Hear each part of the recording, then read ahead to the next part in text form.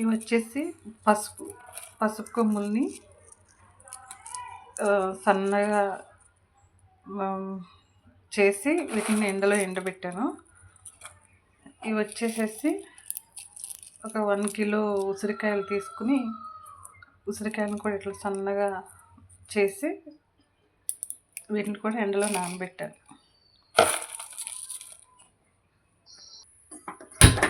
ఇప్పుడు ఇట్లా మనం ఒక గిన్నెలో వాటర్ తీసుకుని దాన్ని బాగా మరగబెట్టాలి. ఇప్పుడు నేను చేసేది టర్మరిక్ ఇంకా ఉసిరికాయ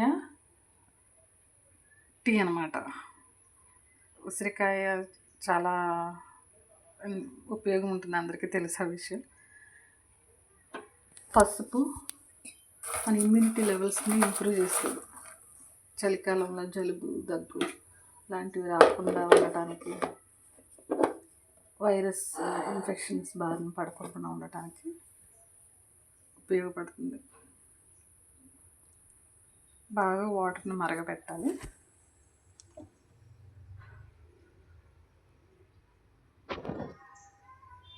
బాగా వాటర్ మరగబెట్టిన తర్వాత పొయ్యి ఆఫ్ చేసేయాలి.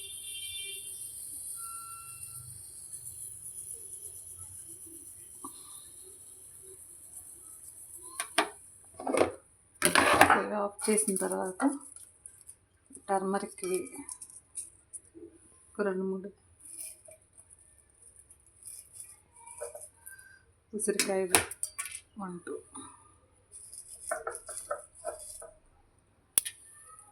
ఎక్కువ వేసుకోవద్దు, చేదవుతుంది.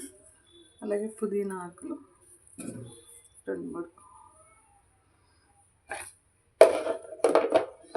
నేను చేస్తూ ఉంటాను, అప్పుడప్పుడు తాగుతూ ఉంటాను. నేనే కాఫీ టీలు కాకుండా సైనస్ ప్రాబ్లమ్స్ ఉన్న వాళ్ళకి ఇది చాలా మంచిగా ఉంటుంది.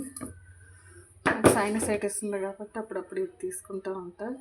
సమ్మర్లోనే ఎక్కువ, వింటర్లో ఎక్కువ ఈ ఉసిరికాయలు కానీ పసుపు కొమ్ములు కానీ వస్తాయి కాబట్టి వింటర్ టైంలో తీసుకుని వాటిని బాగా ఎండబెట్టి స్టోర్ చేసి పెట్టుకుంటాను. ఇయర్ అంతా నిల్వ ఉంటుంది. అలాగే అప్పుడప్పుడు కావాలనుకున్నప్పుడు యూజ్ చేసుకోవచ్చు.